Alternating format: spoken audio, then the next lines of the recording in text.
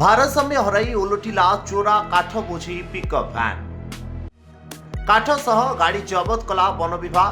ଭଦ୍ରକ ଜିଲ୍ଲା ଧାମନଗର ବନ ବିଭାଗ ଅଧୀନସ୍ଥ ଶହୀଦ ନଗର ମଙ୍ଗଳପୁର ଛକ ନିକଟରେ ସୋମବାର ଅପରାହ୍ନରେ ଦ୍ରୁତ ଗତିରେ ଆସୁଥିବା ଗୋଟିଏ ଚୋରା କାଠ ବୋଝେଇ ପିକଅପ୍ ଭ୍ୟାନ୍ ଭାରସାମ୍ୟ ହରାଇ ରାସ୍ତା କଡ଼କୁ ଓଲଟି ପଡ଼ିଛି।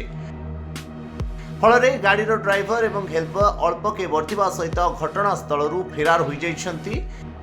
ମିଳିଥିବା ସୂଚନା ଅନୁଯାୟୀ ଧାମନଗର ବନ ବିଭାଗର ଏକ ଟିମ୍ ଶହୀଦ ନଗର ବାରୁଅ ଅଞ୍ଚଳରେ ହୋଇଥିବା ପ୍ଲାଣ୍ଟେସନର କ୍ଷେତ୍ର ପରିଦର୍ଶନ କରି ଶହୀଦ ନଗର ରାସ୍ତା ଦେଇ ଧାମନଗରକୁ ଫେରୁଥିଲେ।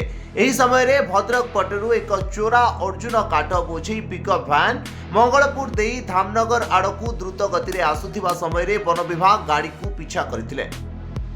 ମଙ୍ଗଳପୁର ଛକ ବାଙ୍କରେ ଏହି ଗାଡ଼ିଟି ବୁଲାଣି କରୁଥିବା ସମୟରେ ନିଜର ଭାରସାମ୍ୟ ହରାଇ ରାସ୍ତା କଡ଼କୁ ଓଲଟି ପଡ଼ିଥିଲା। ଘଟଣାସ୍ଥଳରେ ବନ ବିଭାଗ ପହଞ୍ଚି କାଠ ସହ ଗାଡ଼ିକୁ ଜବତ କରିବା ସହିତ ଧାମନଗର ବନ ବିଭାଗ ପରିସରକୁ ଆଣି ତଦନ୍ତ କରୁଛି। ଜବତ ହୋଇଥିବା ଅର୍ଜୁନ କାଠର ଆନୁମାନିକ 20 ସିଫ୍ଟରୁ ଉର୍ଦ୍ଧ୍ୱ ହେବା ସହିତ ଏହାର ପାଖାପାଖି ମୂଲ୍ୟ 40,000ରୁ ଉର୍ଦ୍ଧ୍ୱ ହେବ ବୋଲି ଅନୁମାନ କରାଯାଉଛି।